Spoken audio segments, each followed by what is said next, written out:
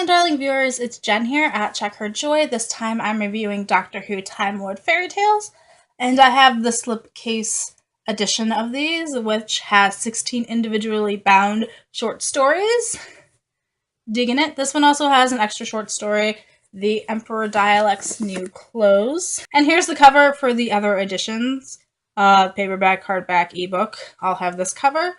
Writing is by Justin Richards, and the art is by David Wardle. So this is a collection of fairy tale retellings. These are, I think, all stories from our world. There are a couple that I really didn't recognize. And in the Slipcase edition, they're all individual hardcover books, running about 36 pages each. And each story has its own woodcut art going on with it. I really love the art in these. However, most of these contain spoilers, so if you want to go into these short stories not knowing what they are ahead of time, I wouldn't go looking for the art ahead of time. So all of these stories have a Time Lord twist on them. They happen on a planet that the Doctors visited, or they have a villain from the Doctor Who universe, like the Daleks, the Cybermen, or Sontarans. There are actually a few stories with Sontarans in them. The Doctor makes a few appearances in here.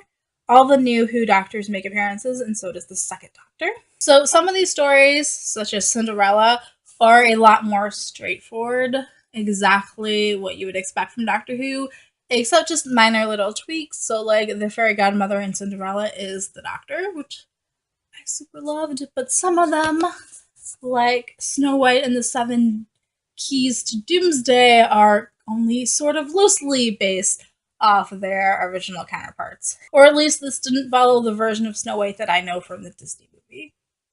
But there is plenty to geek out in all of these stories, whether they are more straightforward adaptations or something completely out there where I didn't know what was happening. So I read these over the course of a 6-month period.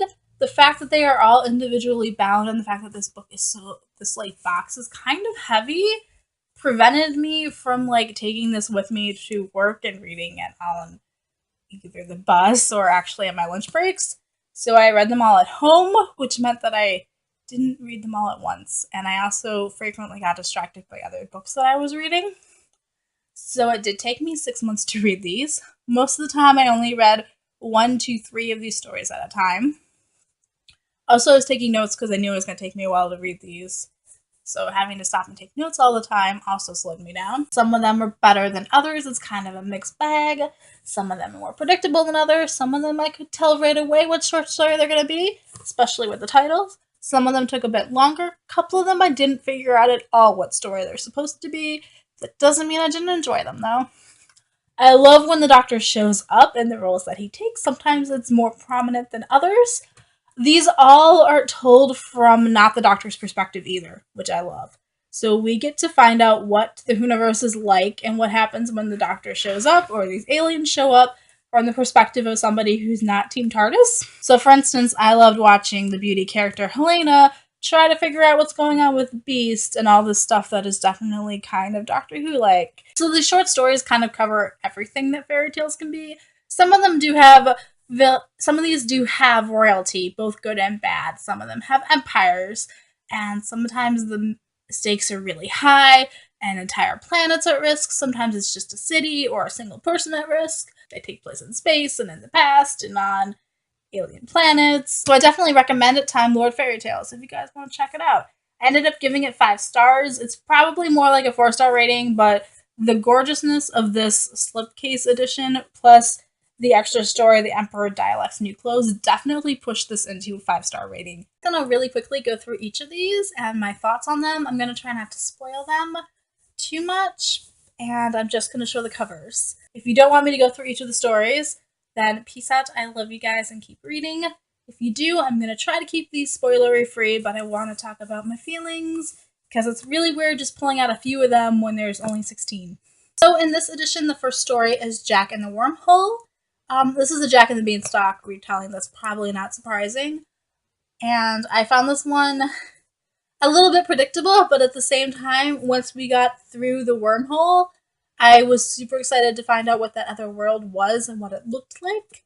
So digging this one. The next one in here is the Scruffy Paper. In case you guys can't tell from that cover, it features the second Doctor. It's a pretty basic retelling of the Pied Piper, but I thoroughly appreciated the second Doctor and the Cybermen and how it all ties in together. Like, it was so beautifully done and beautifully wrapped up. It was super predictable, but I still enjoyed it. Then we have the short story, The Twins in the Wood. This is one of the ones where I don't know what the original story is. I love this story because it takes us to a place that I wanted to know more about and was hoping that these were all set closer to, but I don't want to spoil it to you, but I love these twins. The next one is The Grief Collector. This one hit me the most in the feels. This one is definitely bittersweet. It had me crying, honestly. So, hauntingly beautiful? Probably the way I would describe this one. So the next one is The Three Brothers Gruff. This is probably not one of my favorites. The next book is The Three Little Sontarans. I have never rooted for the Sontarans more than when I was reading this story. It is an adaptation of The Three Little Pigs, and I loved the ingenuity that all the Sontarans had in trying to outthink everybody. Then we have Frozen Beauty. This is Sleeping Beauty set in a cryogenic chamber. It's got a little bit of romance to it, but not a ton of it. It was maybe a little bit disappointing, but at the same time, I was geeking out about the cryogenic chamber. I'm looking at the back, and it says cryogenic on it, so I'm assuming that's not surprising.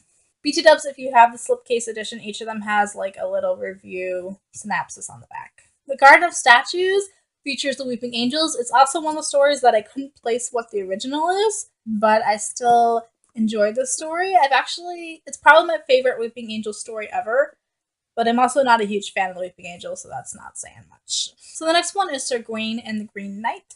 This one takes place, it's based off an Arthurian legend, and this one takes place in the Middle Ages. Lots of knights and honor and valor. Digging it. Next up is Andiva and the Force Levine. I don't think that these guys can ever come up with a good, well thought out plan.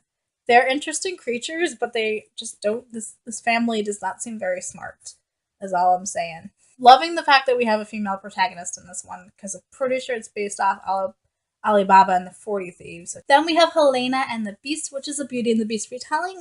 Beauty and the Beast is like my favorite fairy tale ever, so I really appreciated this one. I really love this one. I don't want to spoil it for you guys, but it stays true enough to the Beauty and the Beast story that I am thoroughly satisfied. But there's definitely some surprises in here, which also had me geeking out. The next story we have is The Gingerbread Trap, which is a retelling of Hansel and Gretel. I super loved what the witch turned out to be. I'm just going to leave it like that. I loved the twist.